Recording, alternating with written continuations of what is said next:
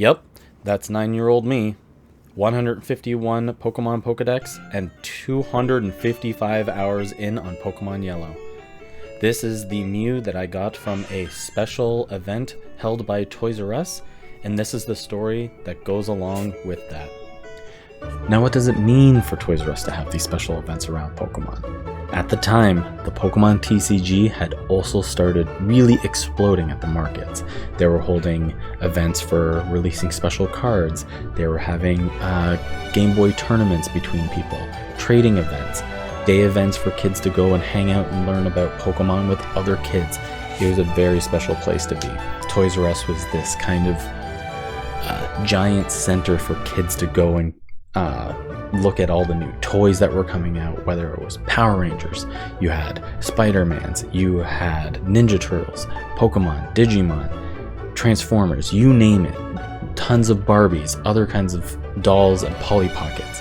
They had everything for a kid, and that's exactly what it was geared towards. A few years ago, it did close under bankruptcy, but in Canada, it has reopened again and is doing well, I gotta say, now that it has something called Babies R Us attached to it. But we're getting a little too far from the point. Toys R Us used to have these in-person events done year-round, and if you weren't right on top of their events, they kind of went by in a weekend and they'd be gone forever. So back when I was 9, I wasn't really able to get even informed on the things that were happening at Toys R Us, whether you were going to get a flyer or if your parents could even drive you down. My nearest Toys R Us was almost 2 towns over in a giant mall, so it's not like I could just bother my mom to go down all the time to go to these Toys R Us events. But what did happen was very special. I used to be babysat by 2 girls, one that was maybe around the age of 14 and the other one was around the age of 18, and I was about 9 or 10 at the time when I had Pokemon. So 255 hours, I was clearly glued to this thing. I killed as many AA batteries as I could count. One day, the older sibling asked if we all wanted to go to the mall, and being glued to a Game Boy Color, I would be an easy kid to take around. I wouldn't run around, I would just kind of follow behind.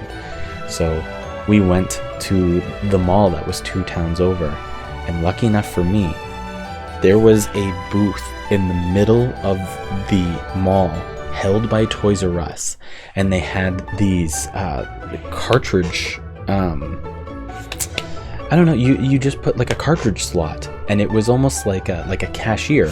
A person would be there, standing there, and asking kids if they played Pokemon, and clearly I had my Game Boy Color with me, but I was also very lucky I had it with me. There was a couple of things that you needed. They would ask you how much you like your Pokemon, and they'd like to see your game cartridge, and they asked you to have a slot inside your party because they were going to insert the legendary Pokemon Mew at level 5 into your game. And that's exactly what happened. They took your game, they slotted it in, and they would upload a Mew into your game. And it changed everything, because my friends and I within that year learned the duplication glitches, and we started basically duplicating the one Mew that I got into a mass army of Mews. It was pretty funny at the time, but nonetheless, it's what made Toys R Us super special. It wasn't just that they sold toys or sold video games or sold board games. It's that they held these special events. What was most interesting was this little logo down at the bottom of the user ID of who owned the Pokemon, like the user who had it, and it was Yoshi with little characteristics at the end of it.